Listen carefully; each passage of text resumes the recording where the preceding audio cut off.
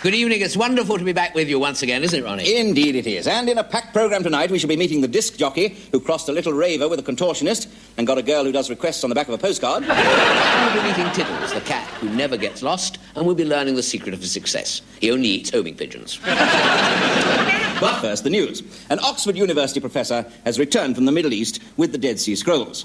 However, it's clearing up nicely and he'll be back at work on Monday. Super Grass Pigeon O'Stoole yesterday told how his only ambition is to become a pillar of the church. Several of his oldest friends were out today buying sand and cement. On sale in Moscow today were perfectly preserved frozen steaks of Siberian mammoth from the last ice age. A spokesman said they are cheap and nutritious, but take 4,000 years to defrost. Strong winds, which swept through southern England last night, caused extensive damage to the Royal Mint. They also made a mess of the Royal Rhubarb. Ginger, the first cat ever to go into space, had a nasty experience today. He was seen to by the flying doctor. Mr. Cyril Smith confounded critics of his appearance today by revealing that his suits are made in Savile Row and the two adjoining streets. And now a sketch time, Mr. Ronnie Corbett, in which I give him Sonia Lanneman's phone number and he tries to pull a fast one.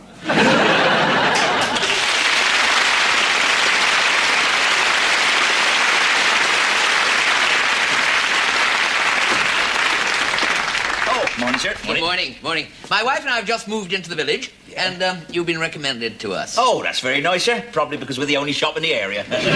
Well, now, sir, what can I do for you, sir? Well, the wife has written out this shopping list. She's not got the best handwriting. Not very easy to decipher. Oh, don't you worry, sir. You give it to me. I'm used to reading people's terrible handwriting, sir. No, I can't understand a word of that. No, it's not easy. I shall have to have a go. I'll manage. I've got the sort of... Yes. Start off, a large tin of bears. Large tin of bears? Bears what, sir? No, just bears. Oh, that'll be pears. A large tin of pears, yes. I don't think... No, it's beans. Oh. Sorry, beans. Beans, is it? Yes, large tin of beans. Yes. Preferably Crescent Blockwell. Oh, yeah, that's a crescent block. Well, near enough, so there we are, sir. Now, some... this Cornish panties, is it? Cornish panties? Oh, that'll be Cornish pasties, sir, yes. How many would you like, sir? Two. Why, she eats them all the time. Oh, really? Really? What size? Outsize. Oh, is she? Oh, well, there's a nice one, sir, there, with the nice frilly edges. There we are, sir. Huh? One pair of frilly pasties. Right. Now, are you sure they're the right size for the wife, sir? Oh, yes, sir, they'll be all right. Well, because if they're not, tell her to pop by and drop them in the shop and I'll change them. Right, now, want some slippy soap? Slippy soap, sir? No, stinky loop. Is this Stinky loofah, sir? Loopy loop. Oh, that'll be soup, sir. No, sorry, stinky loam. Stinky loam? Yes, that'll be the fertiliser department. No, I think it's spicy love. Spicy love? Oh, that'll be paperbacks. No, sliced meat. Sliced meat? I've got it. Sliced loaf. Sliced loaf. Are you sure it's a sliced loaf, sir? Yes, it's got wholemeal in brackets. Oh, that would have helped to start with, wouldn't it, sir, really? There we are. Yes. Wholemeal, there we are, sir, yes. Jolly Christmas? That's very nice of you, sir. Oh, Jolly Christmas. Oh, jelly crystals. That'll be jelly crystals. There we are, sir. Jelly crystals. What else have we got? A small union man. Would that be you, sir? Small onion flan. There, I can't read the next one, sir. What's that one? Doll Puddles. Doll Puddles? Doll Puddles. Oh, I know what that'll be. That'll be the new dolly they've got out ready for Christmas. Sir. Oh, Yes, she yes. is. Isn't she lovely, eh? She wets herself and then comes out in spots all over the baby. Then you rub cream on it and her hair grows. I don't think it will be that. No. It must be dog puddles. Where? Not in here, sir. Sure. No, it's... Look, silly dear. Dill pickles. Oh, dill pickles. Yes, we got some of them, sir. Dill pickles, right? Yes. What else? It isn't easy, but one gets used to the right Yes, thing, you're isn't getting it now, sir, yes. 2 large, stiff and kindly pigs. Two large steam and kidney pills. That'll be these, sir. Oh, they're strong. They're not the horse out, sir. There we are. No, I don't think it's those. No. Is it 2 large steak and kidney Steak pies? and kidney pies, yes. 2 large steak and kidney pies, there, sir. Will that be the lot, sir? 2 topless moles? 2 topless moles, 2 towel rails. No, 2 toilet rolls. 2 toilet rolls. What else have we got, No, sir? what's that? Is that a... That's a bot of raspberry jim. Oh, would that be a small bot or a large bot? Well, sir? it is for the wife. Oh, it'll be a large bot, definitely. Bot of raspberry gin. There we are, sir. What else have we got? A tin of sliced parrots. There we are. A pond of self-raising flood. Oh, yes. Pond of self-raising flood. A large bedroom, yeah. Half a new member, yes. And finally, a bunch of ruderies. There we are, sir. A bunch of... That'll be the lot, sir. Yes, if you mind. Do cash and delivery? Certainly. Like There's my address. Oh, Yes. thank you, sir. That's where we'll send them then, sir. Mr. and Mrs. Smith, number 2, Twankyfoop, Thigh Street, opposite the Puff's office.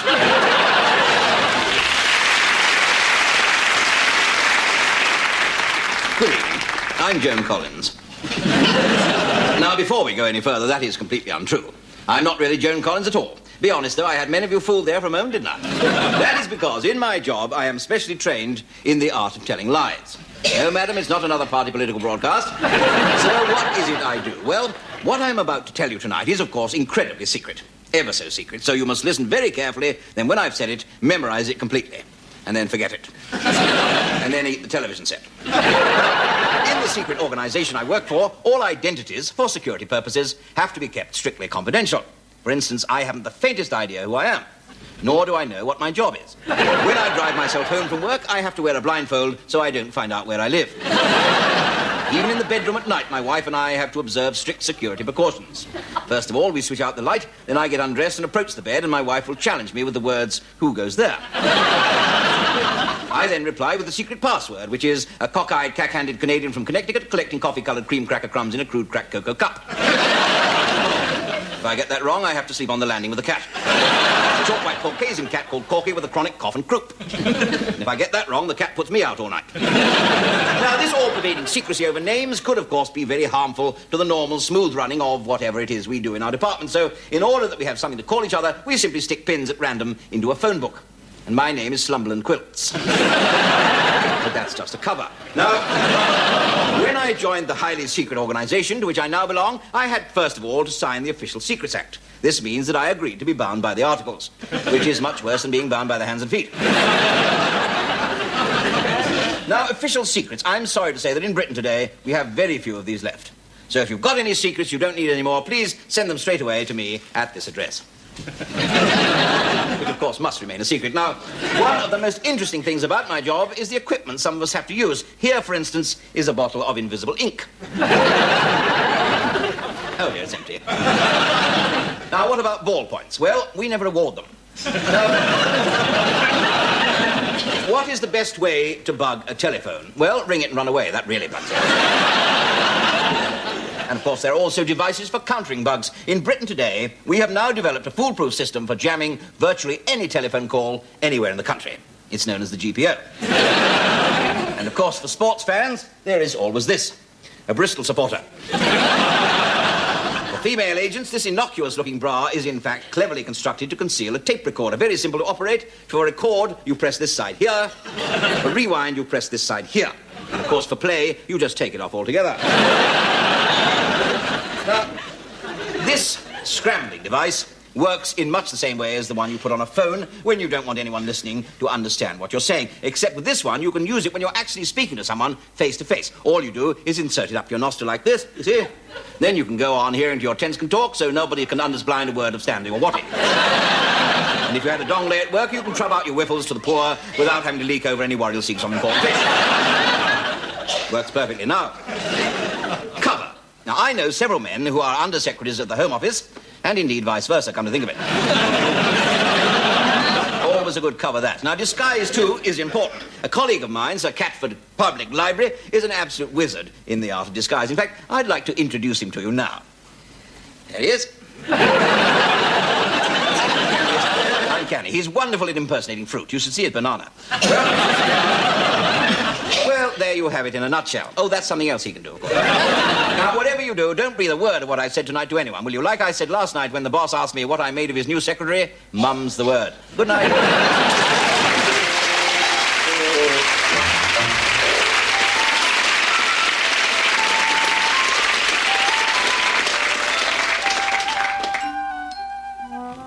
You know old Cyril Harris with the one eye? Yeah, you don't see much of him lately. No. Well, he don't see much of us either, do he? Where did you see him, then? I saw him up the pictures. He went up the go of the box office. He said, with a one eye, I should think you let me in for a half price. He wasn't having it. Oh, did he have to pay full price, then? He had to pay double. Double? Why was that, then? She reckoned with one eye, it'd take him twice as long to see the picture.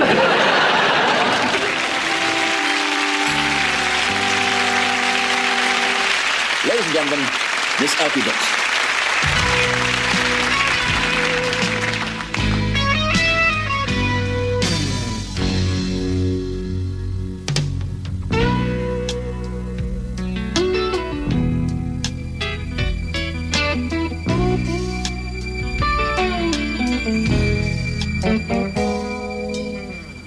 I saw you in the shadows, acting so free.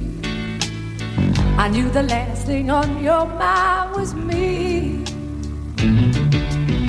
I could hear the laughter, but from that moment after, you had my pride out on its knees.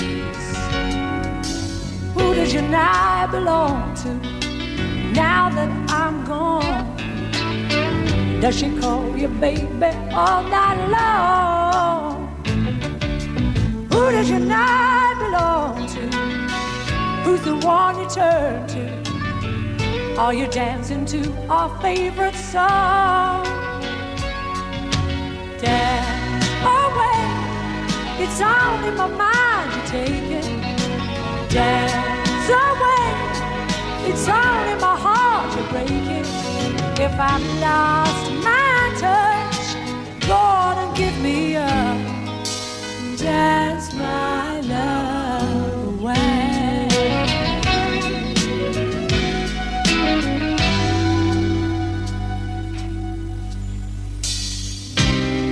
I can make it on my own. My love will survive. I will find someone to get me by. I'll be left with feelings that will go unsatisfied. My need for you is very much alive. Dance away, it's only my mind to take it. Dance away, it's only my heart to break it. If I've lost my touch, go on and give me up. And dance my love away.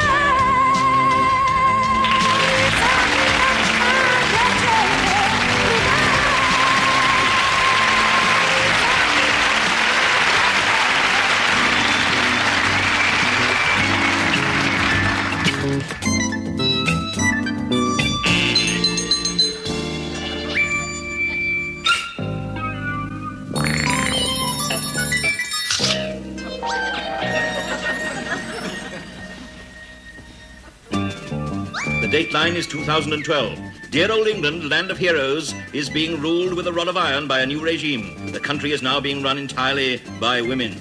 They govern. They are the breadwinners. They wear the trousers. Men, completely subjugated, are now the housewives, forced to wear dresses and given feminine names. But some of the worms are about to turn. Among them, these two men, Janet and Betty.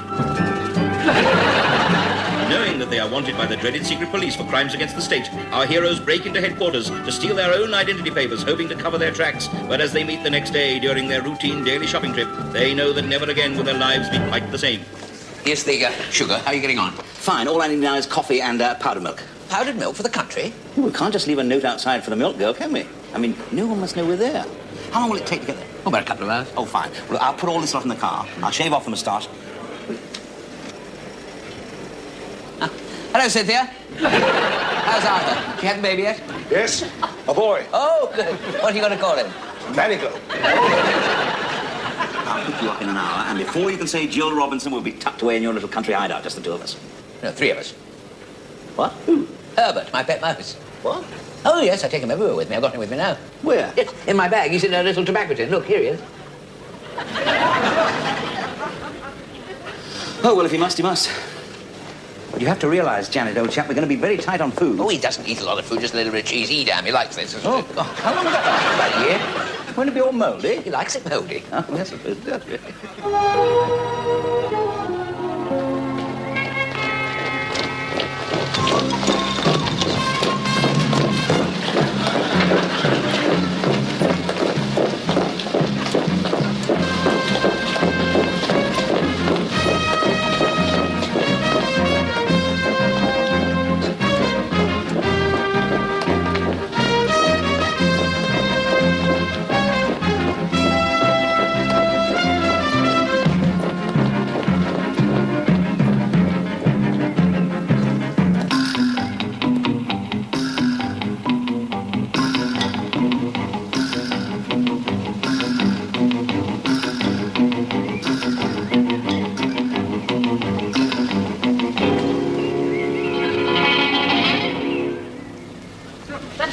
down there. Oh, what car is that, my dear? The one in the lane. Oh, what lane is that, my dear? The lane at the back of the house. Oh, what house is that, my dear? This house. Oh, this house. Oh, that lane. Oh, what car is that, my dear? Have you got a car? No, never had a car, no. We've never had a car in our lives, no. Well, we had one once.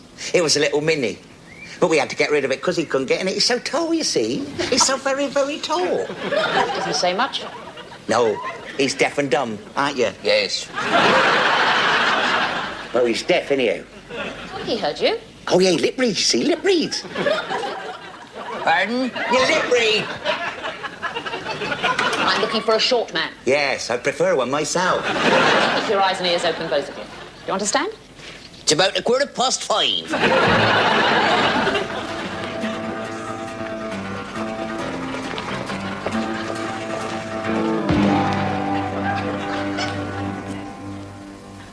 Where'd you get all this stuff? The pantomime costumes from the drama club. They asked me to look after them a couple of years ago. Still here. Lucky for us they are. I mean, what were the ones we're wearing then? The two yokels, Sarah and Henry. What, in Jill and the Beanstalk? No, there were two extra characters we put in to sing the song. You can drive a horse to water, but a pencil must be lead. Not as bad as the principal boy singing I Did It Her Way. Still, these things definitely got us out of trouble. They'll be back. You think so? Oh, I'm sure of it. They can't be standing on a box all the time. No, that's true. This place has got an outside toilet. Yes. I mean, they can't in there without your box. Exactly. I'll be caught short.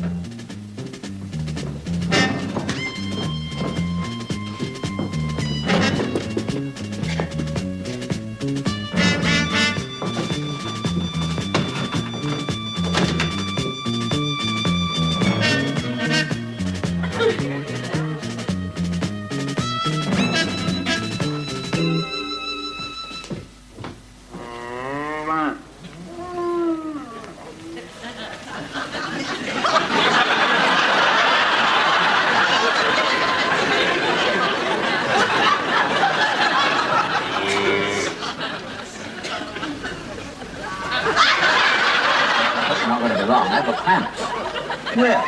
In my hindquarters. Don't be silly, I'm your hindquarters.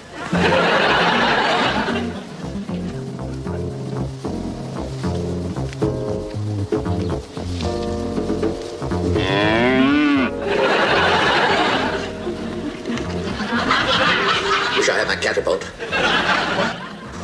Some bullseyes to be scored over there. Don't talk about bulls at the moment, old chap. I'm in a tricky position back here. If there's a bull in this field, he might charge us. I hope not. I haven't got any money with me.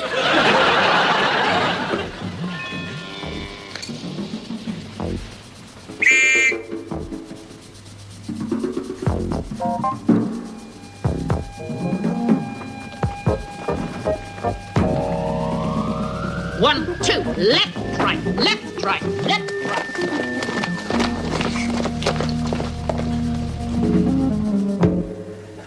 That milkmaid turning up was a nasty moment. She must have been pretty short-sighted to be taken in by this lot. I'd love to have seen her face when she groped round my udders and I handed her this little flap in the back. Enough yell. That's what attracted the bull. That's when I decided we ought to make a run for it.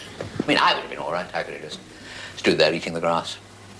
You would have borne the brunt of it. Well, now, they're off the scent for a while, but they're still in the village. We've somehow got to get right away from the area. We need a vehicle. 4 wheels, rather than 4 legs. Yes. Not only that, we need a vehicle with a couple of good safe places to hide in.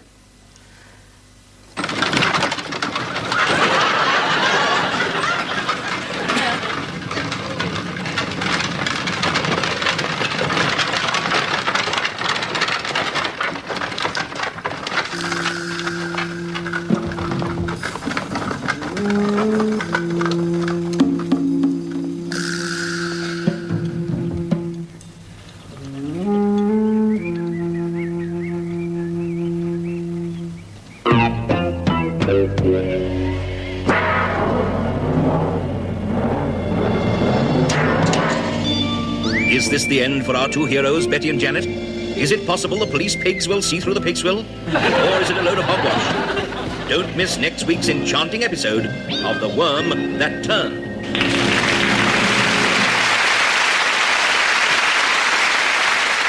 Say, George, that horribly study with power of good, you look really changed man. You really do. What you got to have to drink? Well, I think I'll have a creme de messe this time. A creme de messe? Yeah.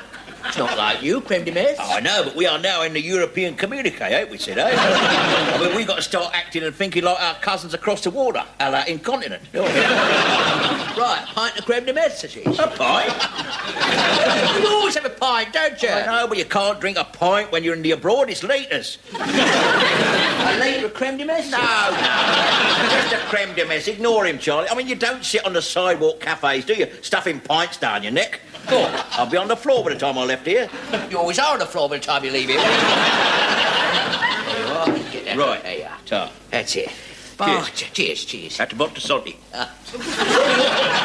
have, you see. You I know, changed. but you can't go on a 7-day lightning charabanc tour of 26 Italian cities and stop in some of them without it changing you, can you? But I thought you didn't enjoy yourself. I mean, you sent me that card saying having a rotten time, wish you was here, didn't you? Yeah. The first day, you see, I got Spanish tummy. What, in Italy? Yeah, and a charabang and all, which is the worst thing I called it. Then the second day, me and Thingy, what's her name? Eid, the wife, yeah. We was sitting on this beach, you know, minding our own business, absolutely behaving ourselves, just chucking bottle tops at the Germans. And suddenly this Italian, this bronzed, hairy Italian, ran past completely in the nutty. Streaking he was. Cool, yeah. Expect Eid had a stroke, did she? No, she couldn't reach for where she was sitting.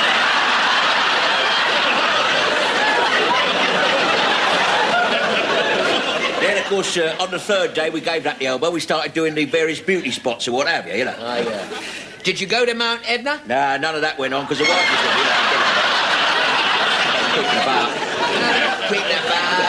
Creeping about? I mean creeping about. I mean, Mount Etna, they've all... Not creeping about. Mount Etna, the volcanic... what's the name? Oh, no. We didn't have time to go and see no volcanoes. No, we was too busy sightseeing, yeah. Yeah, look.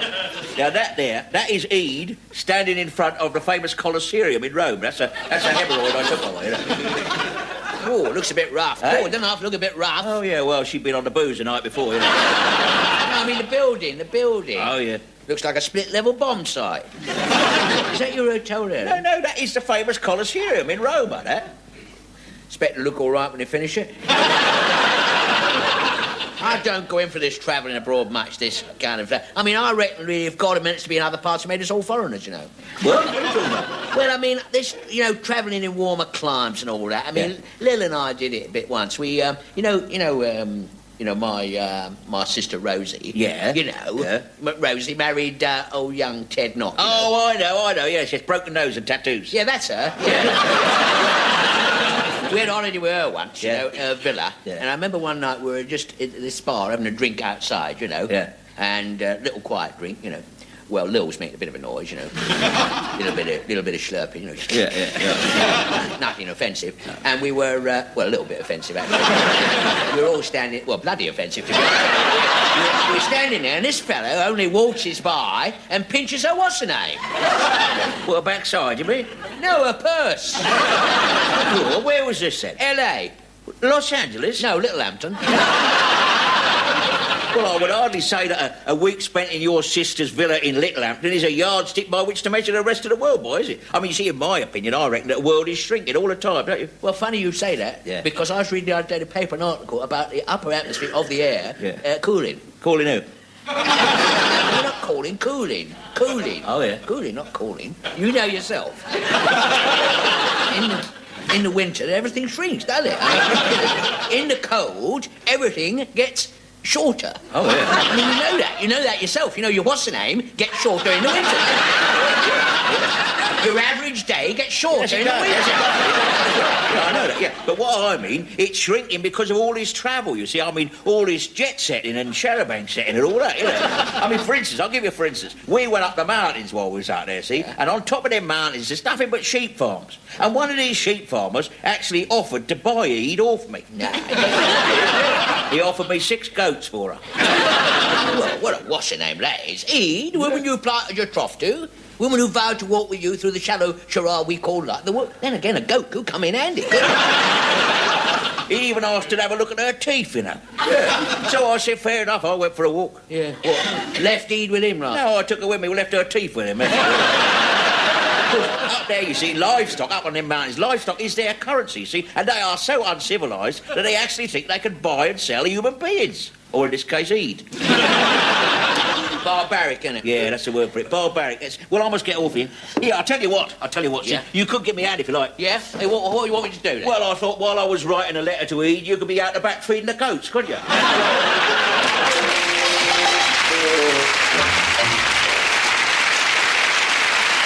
you very much. You know, it was very interesting watching the serial earlier on. You know, man's struggle against the iron fist of a monstrous tyranny, battling against a regime of relentless, soul-crushing repression.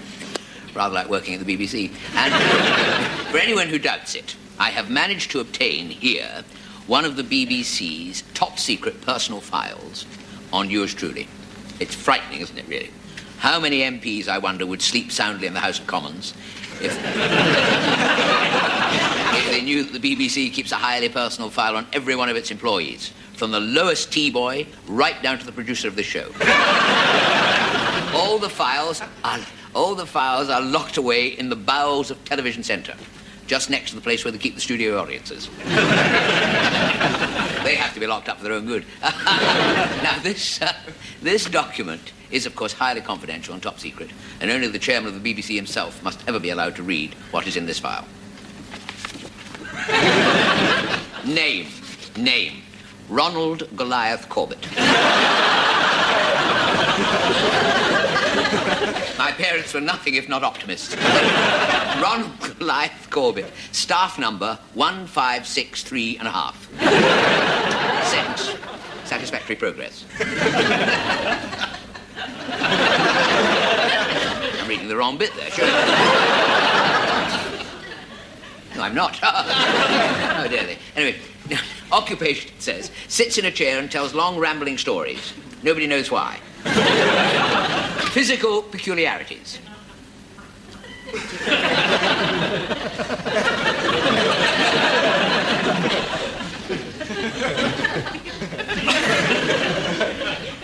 They've missed one out, sure. Oh, no, there it is, yes. Yes, it's a drawing in the margin.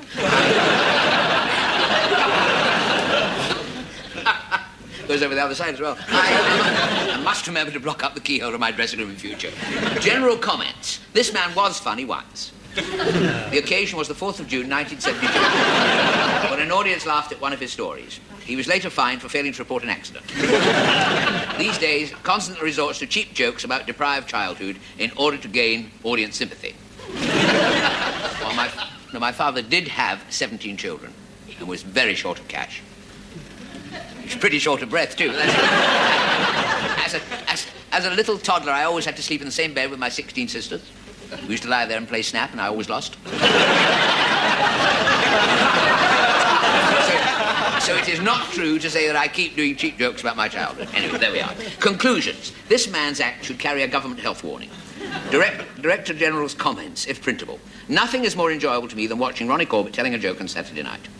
So in future, I'm going to watch nothing. I particularly dislike him because he is such an inquisitive little nosy Parker. Well, that's a downright lie. Not nosy at all. In that case, why are you reading this confidential top-secret document? No, I think it's quite enough.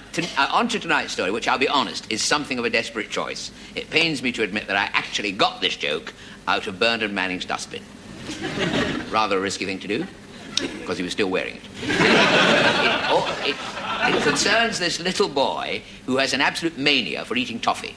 All day long, all he eats is toffee. Sticks of toffee, slabs of toffee, nothing but toffee. And his mother is at her wit's end of how to stop him. See? Now, fortunately, she's recently managed to wean her other son off lollipops, telling him that they make your hair fall out. An hourly she got while watching Kojak. So she thinks maybe this approach, maybe this approach will work again. So she proceeds to warn the little boy, she said, that eating toffee, she said, makes you fat. She said, if you go on eating all this toffee, you'll grow up to be big and gross and overweight and nobody will love you.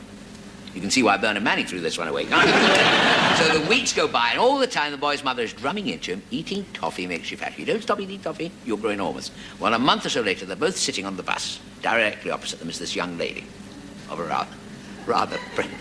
You know it, don't you? I know. Of a rather pregnant nature. You see, now, she's clearly quite close to the happy day, and the little boy notices this. And he naturally keeps looking at her, you see. Incidentally, at this stage, it would be very easy to mix this story up with the other one, you know, about the young schoolmistress. Keeps staring at the gentleman at the other end of the bus. When he passes her to get off, she said, "I'm dreadfully sorry. I thought you were the father of one of my children." But that is not that story. Just as well it's not that story. But this is not that one. So the little boy can't take his eyes off this expectant young lady, you see, and he starts winking at her. He goes, like that. He goes, like that. All through, winking away like that, very heavy winking. All through the journey, he keeps winking, you see. And eventually, the lady gets rather distressed. She said, "I beg your pardon, sonny, but do you know me?" And the little boy says, "No, but I know what you've been doing."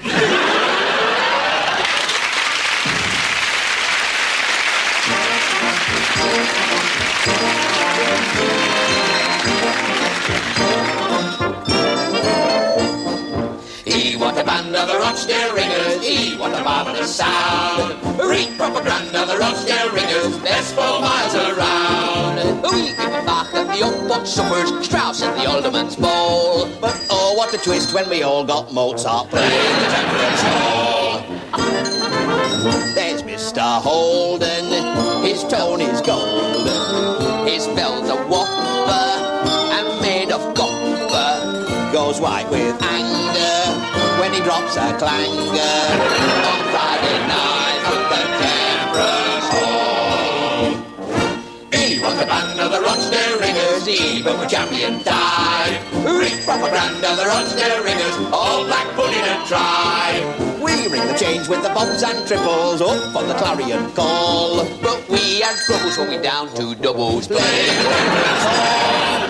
Thursday night we joined the local Philharmonic. Hammering's quite Teutonic. They play Wagner, they play Chronic. After that, we're off to do a small Masonic with a little gin and tonic. So bye. We're keen on Handel and Elsie Randall. We play Messiah, I play with fire. She likes Elijah, and I'll oblige her. On Friday night at the Temperance Hall. Ting-a-ling, ting-a-ling, beat bells on the brain, and we can't sleep a wink for the tinkly refrain. Then we get a rat-a-tat on the old window pane. It's a local knocker-up for Billy Hardwick. Half asleep in a heap in your vest and your socks. Billy ain't, don't be late, rat-a-tat, Billy knocks. Guess who'll get a thick ear for his next Christmas box? It's a local knocker-up for Billy Hardwick. Though he was a bandy chap, his little handicap, it didn't stop his larks with the lasses in the parks. He was so passionate, he couldn't ration it. They called him Willy-nilly Billy Hardwick. Now he had a happy life, not so his little wife. She took him very bad and got very, very mad. She grabbed a carving knife, cut off his social life. Silly Billy, Billy Hardwick. Knock us up, when you're out on the spree. Knock us up, and a maiden you see lying flat on her back. Knock us up, let her be. That's the moral of the tale of Billy Hardwick. We play far from Rochdale on civic occasions. We're going to Oldham on Saturday night. We ring for the mayors and their big corporations. We're going to Oldham on Saturday night. The lady mayoress there is known as Big Bess there. The front of her dress there is bulging and tight. We'll have a right gala in Bessie's front parlour, 'cause we're going to Oldham on Saturday night.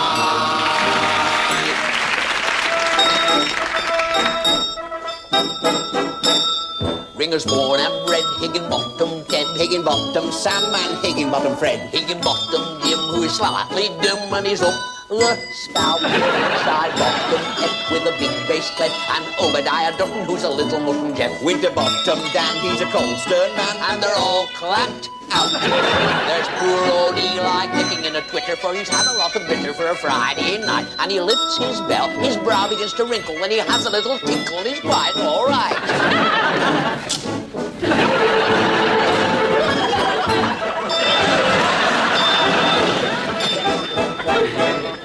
So we ring them in and we ring them out. And we do the hokey-cokey and we shake them all about. There's a note or two doesn't quite ring true when we say, by heck. Is it Arthur Twist with his limp right wrist? He's a real damp high campanologist. It is how old boys, he can shut that noise or we'll wring his neck.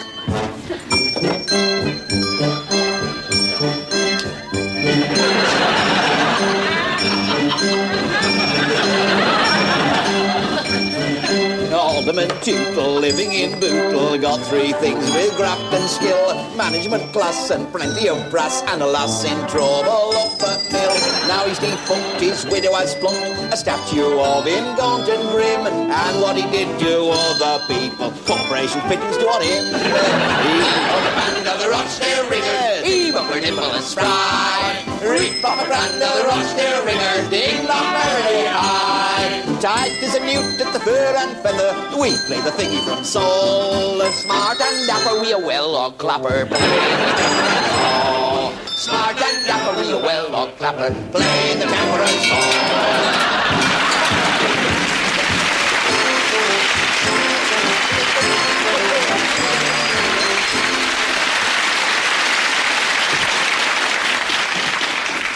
Well, that appears to be all we have time for tonight. But before we go, a few items of late news. The bionic man was released from hospital tonight after falling into the Thames. Doctors told him to spend a few days at home rusting. Trainee skin divers Bob and Betty Bletchley set a new record today after asking their instructor if it was possible to have sex in 6 feet of water and being told to fathom it out for themselves. And it was good news today for the Edgbaston man jailed for 5 years for stealing records. He's being re-released on Friday. And a happy outcome for Rear Admiral Sir Percy Hodgkinson after he fell into a vat of fresh whipped cream this morning in Portsmouth. He was piped aboard his ship this afternoon. Finally, we have heard that Arnold Plunger, Britain's oldest plumber, was finally called to meet his maker.